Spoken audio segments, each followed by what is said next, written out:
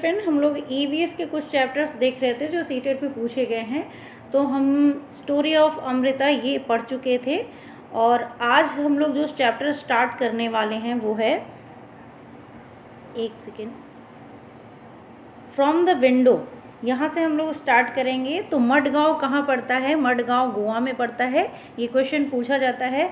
The route from Goa to Kerala has a total of 2000 bridges and 92 tunnels.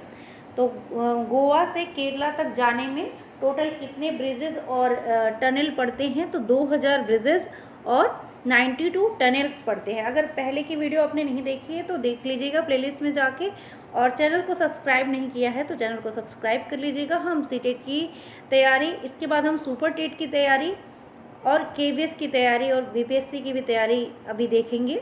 But अभी हम लोग तैयारी कर रहे हैं वो सीटेट की तैयारी कर रहे हैं। तो चैनल को सब्सक्राइब ज़रूर करिएगा, कमेंट करके बताइएगा कि वीडियो कैसी लग रही है। चलिए आगे देखते हैं।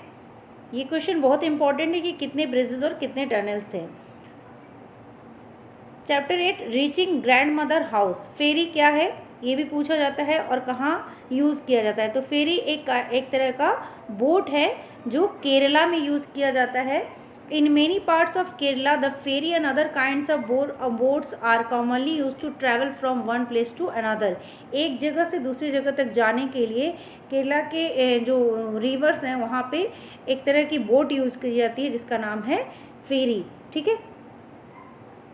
मलयालम में माँ की बड़ी बहन को क्या कहते हैं? तो मलयालम में माँ की बड़ी बहन यानी जैसे हम लोग मासी कहते हैं ना, माँ की बड़ी बहन को वलियम्मा बोलते हैं।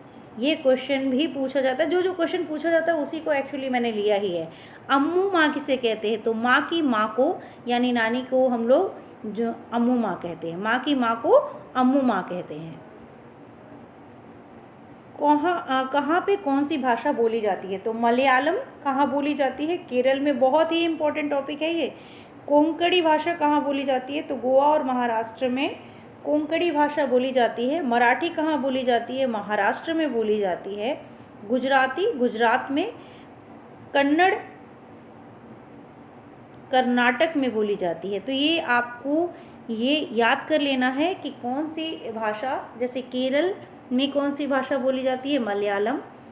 गोवा और महाराष्ट्र में कौन सी बोली जाती है? कोंकणी। महाराष्ट्र में मराठी, गुजरात में गुजराती, कर्नाटक में कन्नड़। किनारे पर नारियल के पेड़ कतर में लगे थे और कुछ लोग मछली पकड़ रहे थे। केरल के कई भागों में एक जगह से दूसरी जगह जाने के लिए फेरी और अन्य तरह की नाव का इस्तेमाल किया जाता है। ठीक है, ये हम लोग पढ़ ही चुके हैं। रेल टिकट में उपलब्ध जानकारियाँ, ये भी एग्ज़ाम में सीटेट में पूछा हुआ क्वेश्चन है कि इनमें से कौन सी जानकारी रेल के टिकट पे नहीं होती है। तो जब आपको पता होगा कि क्या क्या चीज़ें होती हैं तभी आप उसमें से बता पाएंगे कि कौन सी जानकारी नहीं होती है। तो द ट्रेन नंबर ये होता है।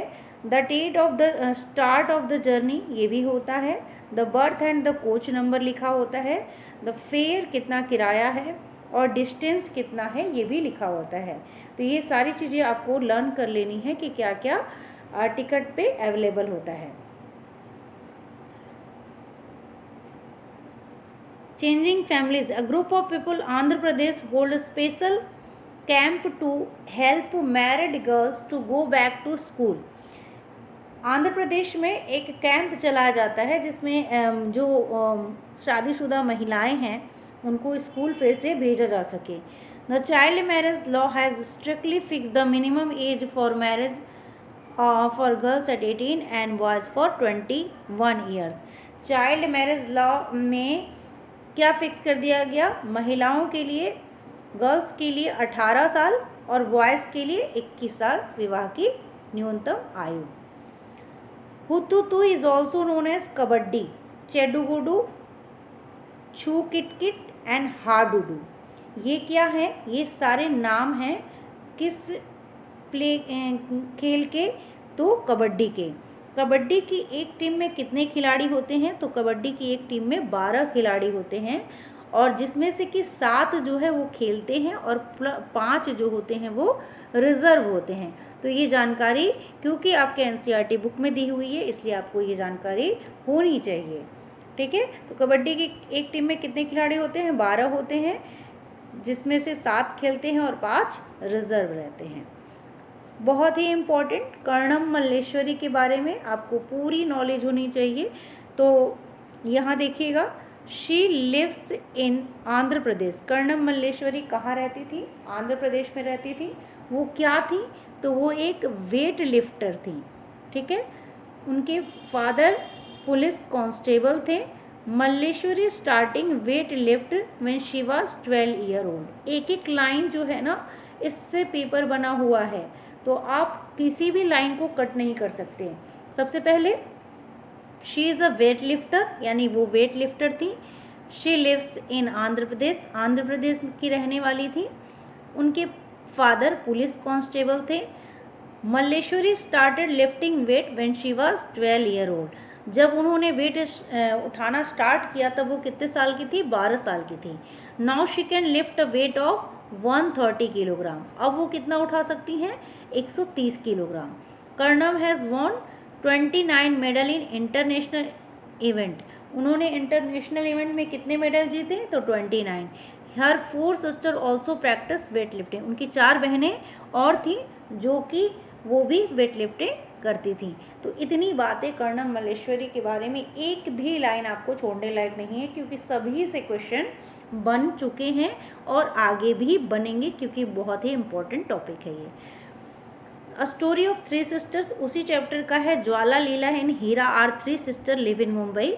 वो तीनों कहाँ रहती थी? मुंबई में रहती थी। ज्वाला, लीला और हीरा तीनों बहनें मुंबई में रहती थी। एंड प्ले कबड्डी, और क्या खेलती थी ये? कबड्डी खेलती थी। All of them played kabaddi and taught the game to other. वो खुद भी खेलती थी और दूसरों को भी सिखाती थी। छोटी बहन हीरा जो थी वो कबड्डी की कोच भी बनी। तो इनका भी नाम आप याद रखिएगा, नाम देके पूछ सकता है। Chapter 11 the valley of flower. In the hills of Uttarakhand there is a place where there are flowers everywhere. Uttarakhand में एक जगह है जहाँ पे चारों ही तरफ क्या है? फ्लावर्स ही फ्लावर हैं। तो उस जगह को क्या कहा जाता है? वैली ऑफ फ्लावर्स, यानी फूलों की घाटी। फूलों की घाटी कहाँ है? ये क्वेश्चन आता है, तो ये कहाँ है? उत्तराखंड में है, ठीक है। मधुबनी पेंटिंग, भाई बहुत इंपॉर्टेंट टॉपिक है। जैसे कर्णम मल्लेश्वरी इंपॉर्टेंट था, वैसे ही ये भी है। तो अगर आप इसको ध्यान से पढ़िएगा तो यहाँ से हम लोग देखते हैं, एक minute. The design of the picture is called Madhubani. ये पिक्चर जो दिख रहा है ये मधुबनी पेंटिंग कहलाता है। और बेसिकली आप इसमें अगर देखेंगे तो क्या क्या बना हुआ है? बर्ड्स बनी हैं, हाथी बना हुआ है, फूल बने हुए हैं, पत्तियाँ बनी हुई हैं, फिशेस भी हैं कहीं कहीं। तो it is a very old form of folk art. ये कैसा आर्ट है? फोक आर्ट है। Do you know why it is called Madhubani? क्यों मधुबनी कहा जाता है? There is a district in Bihar. Bihar में एक ज़िला है मधुबनी।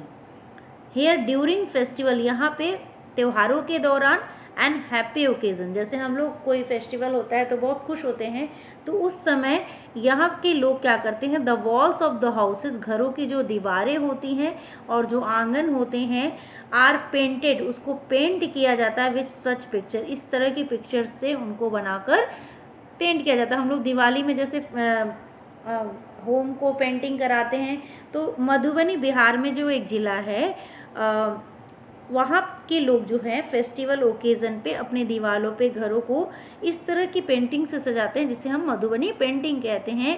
एंड दीज पेंटिंग्स, वो पेंटिंग किस चीज़ से की जाती है? Made out of paste of powdered rice, चावल के को पीस कर, जिसमें कलर के फॉर्म में क्या मिलाया जाता है? कलर मिलाया जाता है। जैसे चावल को पीस लिया, उसमें कलर मिला दिया, और कलर भी कौन से? Natural colour. किससे बनाया जाता है? The colours used in Madhubani painting are very special to make them, यानी इन कलर को बनाने के लिए क्या क्या यूज़ किया जाता है? देखिए, इंडिगो यानी नील, टर्मरिक यानी हल्दी, colours from flowers and trees, फूलों के कलर, फूलों के रंगों को, यानी नेचुरल चीज़ें यूज़ की जा रही है। नील यूज़ किया जा रहा है, हल्दी यूज़ की जा रही है, पेड़ और फूल की जो कलर्स होते हैं उनका यूज़ किया जा रहा है। The painting show human beings, painting में क्या क्या चीज़ें होती हैं, human beings, animal, tree, flowers, birds. तो इसमें भी एक एक लाइन इम्पॉर्टेंट है, पूछ लिया जाता है कि जो पेंटिंग होती है वो किन किन चीज़ों से की जाती है, इनमें से कौन सी चीज़ नहीं यूज़ की जाती है मधुबनी पेंटिंग में। या दे देगा ये ह्यूमन बींग्स और वगैरह जो हैं इनमें से किन चीज़ों के चित्र बने होते हैं, तो वो भी दे सकता है। तो आपको ये पूरा का पूरा लाइन आपको याद रखना है, ठीक है। चलिए नेक्स्ट देखते हैं।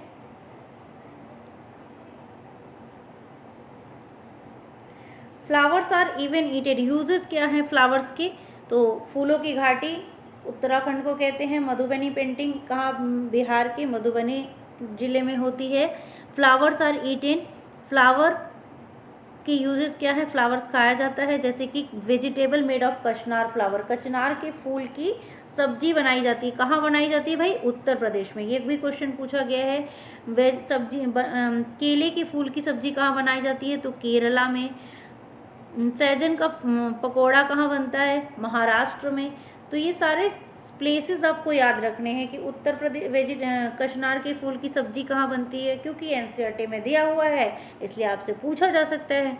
उत्तर प्रदेश में बनाना के फूल की सब्जी कहाँ बनती है, तो केरला में। सहजन का फ्लावर का पकौड़ा कहाँ बनता है, तो महाराष्ट्र में। इस तरीके से हम चीज़ों को पढ़ रहे हैं जो बहुत ही इम्पोर्टेंट है। एक भी लाइन मैंने ऐसे नहीं ऐड की कि बेफिजूल की हो। चैनल को प्लीज़ सब्सक्राइब कर लीजिएगा, कमेंट करके बताइएगा वीडियो कैसी लगी। फ्लावर्स इन मेडिसिन, मेडिसिन के यूज़ में भी फ्लावर्स का यूज होता है। Flower are use to make many medicine as well. Colours from flowers, colour भी बनाया जाता है फ्लावर्स से। Colours are made from many flowers like marigold, zinnia etcetera.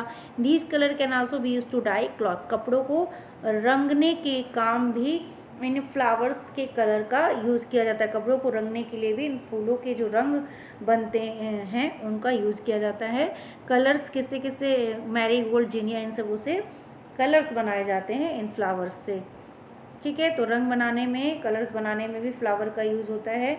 इन इत्र फ्रॉम फ्लावर, इत्र यानी इत्र बनाया जाता है फूलों से।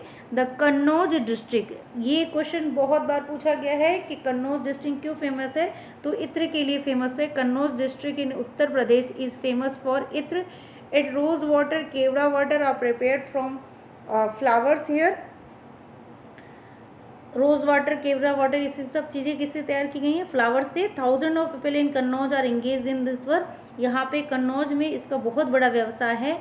Even a small bottle of ittar is made from lots and lots of flower, एक छोटी सी इत्र की जो बॉटल होती है वो उसमें बहुत सारे फ्लावर्स लगते हैं यानी यूज़ होते हैं। इत्र क्या है, तो प्योर एक्सट्रैक्ट ऑफ फ्लावर, यानी फूलों का शुद्ध अर्क जो होता है वो होता है इत्र। तो इत्र के बारे में ये इन्फॉर्मेशन बहुत इम्पॉर्टेंट है क्योंकि इससे क्वेश्चन पूछा जाएगा आपको।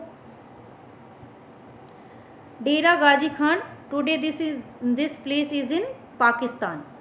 सोहना विलेज कहाँ पड़ता है, हरियाणा में पड़ता है। मिट्टी में गोबर मिलाकर लीपने से मिट्टी में कीड़ा नहीं लगता है, इम्पॉर्टेंट पॉइंट है ये कि डेरा गाजी खान कहाँ पड़ता है, तो ये अभी ये प्लेस पाकिस्तान में है। सोहना विलेज कहाँ है, तो हरियाणा में है। मिट्टी में गोबर मिला कर लीपने से क्या होता है, तो उसमें कीड़ा नहीं लगता है, ठीक है। नेक्स्ट, लकड़ी को दीमक से बचाने के लिए क्या करना चाहिए, तो लकड़ी को दीमक से बचाने के लिए नीम और कीकर की लकड़ियाँ फ्रेम पर बिछा दी जाती थी और पुरानी बोरी बिछाकर मिट्टी से लेप कर दिया जाता था फ्रेम पर। ये क्या है कि वो जो छत बना रहे थे ना, तो छत की फ्रेम बना रहे थे मकान में, वहाँ के लोग जो थे वहाँ पे छत बना रहे थे। छत में लकड़ी का जो छत बना रहे थे, फ्रेम लिए थे, उसको लकड़ी में दीमक से बचाने के लिए उन्होंने नीम और कीकर की लकड़ियाँ बिछा दी, फ्रेम पर बिछा दी और पुरानी बोरी बिछाकर उस पर क्या कर दिया, मिट्टी से लेप कर दिया। गुरुग्राम शहर कहाँ पड़ता है, तो गुरुग्राम शहर दिल्ली के रास्ते में, सोहना से दिल्ली के रास्ते में जब जाते हैं तो रास्ते में पड़ता है, ठीक है।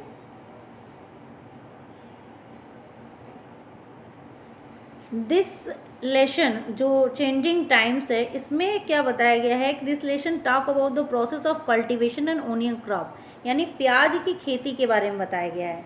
बसवा एक किसान था, जो Basava lives in Belvanika village in Karnataka. Basava कहाँ रहता था? बेलवानिका विलेज, कर्नाटक के बेलवानिका विलेज में। खूंटी क्या होती है? खूंटी लूजन द सॉइल, जब मिट्टी को जब खेती की जाती है तो सबसे पहले मिट्टी जो होती है कड़ी होती है और उसको बराबर किया जाता है, मतलब एक फॉर्म में। अगर कहीं मान लीजिए कहीं मिट्टी के गांठ हैं तो इस तरीके से खेती नहीं हो पाएगी, तो सारे मिट्टियों को तोड़ तोड़ के क्या किया जाता है? लूज़ किया जाता है, यानी ढीला किया जाता है। खूट उस काम के लिए जो यूज़ होता है उसको क्या कहते हैं? खूंटी। जुलाई के महीने में प्याज की फसलें उगाने की तैयारी की जाती है। जुलाई के महीने में स्टार्ट कर दी जाती है प्याज की खेती, ठीक है। खूंटी से खेत की मिट्टी को नरम करते हैं, जो मिट्टी हार्ड होती है उसको नरम किया जाता है। कुरिंगा क्या होता है? कुरिंगे में बीज डालते हैं, और बीज बोने के कितने दिन के बाद प्याज के छोटे पौधे निकल आते हैं? ये क्वेश्चन पूछा गया है। बीज बोने के 20 दिन के बाद प्याज के छोटे पौधे निकल आते हैं। इलीगे की मदद से क्या किया जाता है? इलीगे की मदद से प्याज को पौधे से अलग कर लिया जाता है, ठीक है।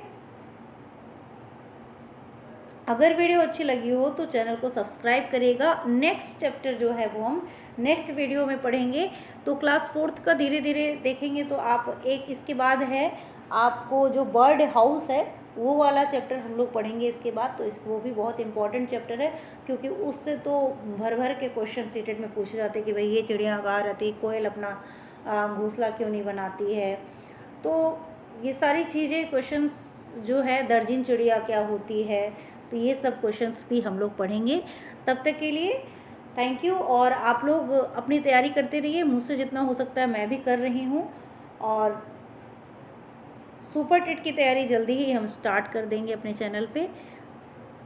KVS की तैयारी पूरी है, बस अगर दोबारा तैयारी, पहले सीटेट का ही पेपर हो जाता है उसके बाद हम स्टार्ट करेंगे। चलिए, अगर अभी तक लाइक नहीं किया है, शेयर नहीं किया है, तो वो भी कर लीजिए। कमेंट करके बताइएगा वीडियो कैसी लगी। Thank you.